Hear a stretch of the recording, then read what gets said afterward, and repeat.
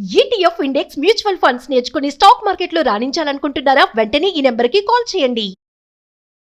Hello నమస్తే, welcome to Suman TV. ప్రస్తుతం మనతో పాటు స్టూడియోలో రామ్ మెట్టు గారు ఉన్నారు. Motivational speaker and personality development coach. వీరితో ఈరోజు కొన్ని విషయాల గురించి మనం డిస్కస్ చేయాలి. హలో అండి రామ్ గారు, నమస్తే. నమస్తే అండి. ఒక రిలేషన్షిప్ ఉంటుంది, అందులో కష్టాలు ఉంటాయి. ఐ మీన్ లైక్ ప్రాసెస్ అనేది ఉంటుంది. ఒక పార్ట్నర్స్ మధ్యలో డిస్టర్బెన్సెస్ ఉంటాయి, కష్టాలు ఉంటాయి, అండ్ కొన్నిసార్లు హెరాస్మెంట్స్ ఉంటాయి, ఒపీనియన్ చేంజెస్ ఉంటాయి, అండ్ వాళ్ళ రిలేషన్షిప్లో ఇబ్బంది పడుతూ ఉంటారు. బట్ చాలాసార్లు వాళ్ళు సపరేట్ అవుదాము అని అనుకున్నప్పుడు చాలా నోషన్స్, అంటే ఇప్పుడు మన సొసైటీ ద్వారా కానీ ఫ్యామిలీ మెంబర్స్లోనే వాళ్ళ పట్ల ఏంటి అంటే, అరే వాళ్ళు సపరేట్ అయ్యి డైవర్స్ తీసుకుందాం అని ఏదైనా డెసిషన్ తీసుకుందాం అన్నా కానీ ఎలా చూస్తారు అనే ఒక థాట్ వస్తుంది. ఎందుకంటే డైవర్స్ని అంత అదిగా చేశారనమాట. విడాకులు తీసుకుంటున్నారు అని అంటే, అయ్యో డైవర్స్ తీసుకుంటున్నారు అని దాన్ని ఒక పెద్ద భూతద్దంలో చూసి వాళ్ళ దాన్ని బట్టి ఈ పర్సన్ ఒక క్యారెక్టర్ కూడా జడ్జ్ చేసేస్తారనమాట. అంటే లోపలికి వచ్చి వాళ్ళ రిలేషన్షిప్ ఎలా ఉందో అనేది ఎవరు చూడరు.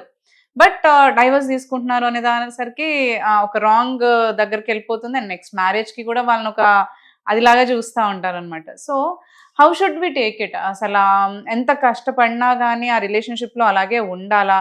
And if he is really facing some problems in that relationship, should they separate? Specially అండి మన కంట్రీలో డివోర్స్ అనేసరికి దాన్ని చాలా నెగిటివ్గా చూస్తూ ఉంటారు. రైట్. ఒక ఇద్దరు విడిపోతున్నారు అని అంటే ద ప్రాసెస్ కూడా చూసుకుంటే ఏంటంటే, ఫస్ట్ డైరెక్ట్ డివోర్స్ అని అంటే మ్యూచువల్ డివోర్స్ అని కానివ్వండి, ఏదైనా కానివ్వండి, డివోర్స్ అనేసరికి ఏమవుతుంది అని అంటే కొంత టైం ఇస్తారు వాళ్ళు, ఆలోచించుకోండి, వాట్ ఎవర్ ఇట్ ఈస్, కొంచెం టైం ఇచ్చి తర్వాత అసలు ఈవెన్చువలీ డివోర్స్ ఇస్తారు. బట్ డివోర్స్ తీసుకోవడానికి కూడా ఎంతో మంది ఆలోచిస్తారు, like you know is it okay to take divorce, ఎందుకంటే లేబులింగ్ అయిపోతూ ఉంటుంది. చాలా మంది నెగటివ్గా అనుకుంటారు నా గురించి, దాని బదులు ఇంకా సరే ఇదే నా జీవితం అనుకొని అలా ఉండిపోతూ ఉంటారు చాలా మంది. సో ఇక్కడ బేసిక్గా అసలు డివోర్స్ ఓకేనా కాదా అని అంటే it all depends on the intensity and case to case variation వస్తూ ఉంటుంది అనమాట. చిన్న వాటికి నేను విడిపోతాను అని అనుకుంటే అది కరెక్ట్ కాదు, right? So it's more like ఒక రిలేషన్షిప్లోకి వచ్చినప్పుడు డెఫినెట్గా it demands us to compromise in certain things. So ఇప్పుడు చిన్న వాటికి నేను కాంప్రమైజ్ అవ్వాలి అండ్ దానికి నేను రెడీ అయ్యే ఒక రిలేషన్షిప్లోకి రావాలి. బోత్ సైడ్స్ నుంచి కాంప్రమైజింగ్ అనేది అవ్వాలి. సో అలా కాంప్రమైజింగ్ అయ్యి ఉంటే ఫైన్. చిన్న వాటికి కూడా నేను కాంప్రమైజ్ కాను, నాకు అసలు నచ్చలేదు, నేను విడిపోతాను అని అంటే అది కరెక్ట్ కాదనమాట. సో అలాంటి కేసెస్లో divorce is not the right solution for it. Because at the end of the day ఏమవుతుంది అని అంటే, వీళ్ళు చిన్న వాటికి కూడా కాంప్రమైజ్ కాకుండా ఒక పర్సన్తో డివోర్స్ తీసేసుకున్నారే అనుకోండి, మళ్ళీ ఇంకొకరిని పెళ్లి చేసుకున్నప్పుడు అది కూడా నిలబడదు. సో అది కూడా నిలబడదు, ఎందుకనంటే మీరు కాంప్రమైజ్ అవ్వట్లేదు.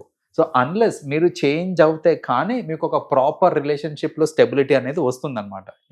సో ఆ రిలేషన్షిప్లో స్టెబిలిటీ కోసం ఇదైతే చాలా ఇంపార్టెంట్, కాంప్రమైజింగ్ అనేసి. సో చిన్న వాటికి మీరు అలాంటి డిసిషన్స్ తీసుకోవడం కరెక్ట్ కాదు.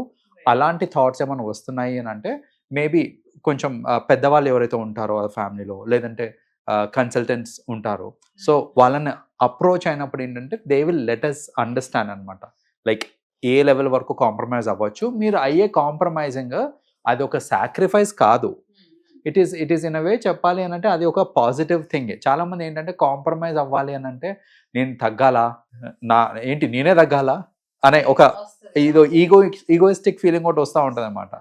నేను ఎవరో తెలుసా, అసలు తెలిసి అడుగుతున్నారు మీరు కాంప్రమైజ్ అవ్వాలనేసి.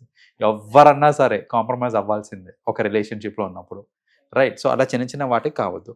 కొన్నిసార్లు ఏంటంటే ఆ ఇష్యూస్ ఏవైతే ఉన్నాయో అది ఒక ఇంటెన్స్ లెవెల్లో జరుగుతూ ఉంటుంది. కాంపాటబిలిటీ జీరో ఉంటుంది రిలేషన్షిప్స్లో. మీరు ఎంత కౌన్సిల్ చేసినా వాళ్ళ యాటిట్యూడ్స్, వాళ్ళ మైండ్ సెట్స్, వాళ్ళ గోల్స్ ఇవన్నీ టోటలీ డిఫరెంట్ ఉన్నాయి. సో అది ఆ కాంపాటబిలిటీ అనేది రాదు అని ఇంకా తెలిసినప్పుడు it is absolutely okay to come out of the relationship అండి. డివోర్స్ తీసుకోవచ్చు. సో చాలామంది డివోర్స్ తీసుకునేటప్పుడు ఏంటంటే సొసైటీ గురించి ఆలోచిస్తూ ఉంటారు. అండ్ యూనో నార్మల్గా పెళ్ళయి డివోర్స్ అవడం వేరు, పెళ్ళయ్యాక పిల్లలు కూడా పుట్టాక డివోర్స్ అని అంటే that is extremely difficult. So అలా అప్పుడు ఏంటంటే యూనో పిల్లలు ఏమైపోతారు, వాళ్ళ భవిష్యత్ ఏంటి, ఫాదర్ కానీ మదర్ కానీ సపరేట్గా ఉంటున్నారు అని అంటే సొసైటీ కూడా వాళ్ళని తక్కువ చేసి చూస్తారు అనేసి. సో వాళ్ళకు కూడా నీడ్స్ అంటే ఫాదర్ అనే ఒక నీడ్, లేకపోతే మదర్ అనే ఒక నీడ్ ఉంటాయి. సో ఇవన్నీ ఆలోచించి జనరల్గా ఆగిపోతూ ఉంటారు. సో ఇట్ అగైన్ డిపెండ్స్ అండి, మీరు కలిసి ఉంటున్నారా, విడిపోయి ఉంటున్నారా, what is giving you happiness అనేది మోర్ ఇంపార్టెంట్ అండి. మీరు కలిసి ఉంటున్నారు, సరే పిల్లల కోసం సాక్రిఫైస్ చేసి డివోర్స్ తీసుకోకుండా ఒకటే ఇంట్లో ఉంటున్నారు, but I'm okay this way అని అనుకుంటే you can stay that way. If you don't have any plans, అంటే నేను వేరే వాళ్ళని పెళ్లి చేసుకోవాలనే ప్లాన్ లేకపోతే కనుక డివోర్స్ తీసుకోవాల్సిన అవసరం లేదు.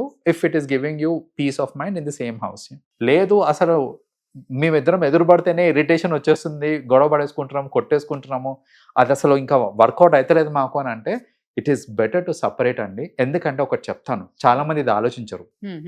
నేను సపరేట్ అయిపోతే నా పిల్లోడు ఏమైపోతాడు, వాళ్ళ భవిష్యత్తు ఏమైపోతుంది అని ఆలోచించి సపరేట్ అవ్వకుండా ఒకటే ఇంట్లో ఉండి గొడవ పడేసుకుంటా ఉంటారు, రోజు గొడవ పడుతూ ఉంటారు. కానీ ఆ గొడవ ఈ పిల్లల మీద ఎంత ఇంపాక్ట్ తీసుకొస్తుంది అనేది ఆలోచించరండి. సో ఇప్పుడు రోజు పొద్దున లేసి బూతులు తిట్టుకుంటూ ఒకరినొకరు పిల్లల ముందే మళ్ళీ ఇలా వాళ్ళు ఏంటంటే అసలు ఒక రిలేషన్షిప్ లో ఇంత అబ్యూజింగ్ ఉంటుందా, అంటే ఒకళ్ళని ఇంత డీమీన్ చేయొచ్చా అని వాళ్ళ మైండ్ సెట్స్ ఎంత పాడైపోతుంటుంది అక్కడ.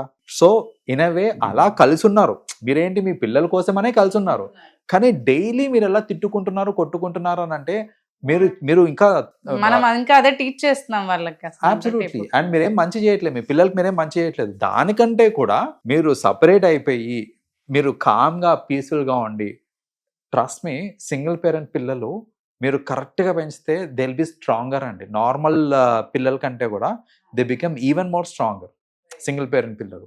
ఇట్ ఈస్ ఆల్ అబౌట్ మనం ఎలా అప్బ్రింగింగ్ తీసుకొని వస్తున్నాము, వాళ్ళకి ఎలాంటి యాటిట్యూడ్ని మనం వాళ్ళకి ఇస్తున్నాం మనము.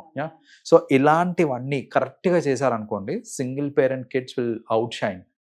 సో బేసిక్గా అంటే I'm not saying that everybody should go away, but నేనేమంటున్నానంటే పిల్లల కోసం మీరు కలిసి ఉంటున్నారు, ప్రశాంతంగా ఉంటున్నారు అని అంటే కలిసి ఉండండి, ప్రాబ్లం లేదు, that will help your kids. కానీ పిల్లల కోసం కలిసి ఉంటున్నాము బట్ డైలీ గొడవ పడుతున్నాము, పిల్లల ముందే గొడవ పడుతున్నాము అని అంటే అది కరెక్ట్ కాదు. మీ పిల్లలు బాగుపడాలి, వాళ్ళకి మంచి యాటిట్యూడ్ రావాలి అని అంటే it is always good to separate, and separate అయ్యి కామ్గా పీస్ఫుల్గా ఉండి వాళ్ళ మీద ఫోకస్ చేశారు అని అంటే కనుక they will have the best of futures only. Right. వాళ్ళకు ఒక మంచి లైఫ్ ఇవ్వచ్చు. Yes, correct. Thank you, Andy. Thanks for sharing your views with us. Thank you so much. You're welcome, Andy.